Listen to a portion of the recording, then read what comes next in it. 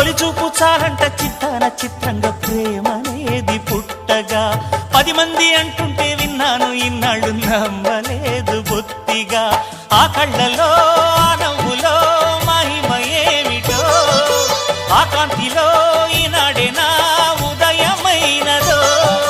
మదిసీమలో ఇన్ని మరుమల్లే గంధాలు మునుపెన్నడు లేని మృదువైన గానాలు మొదటి బలపు కథలు తెలుపు గేయమై తీయగా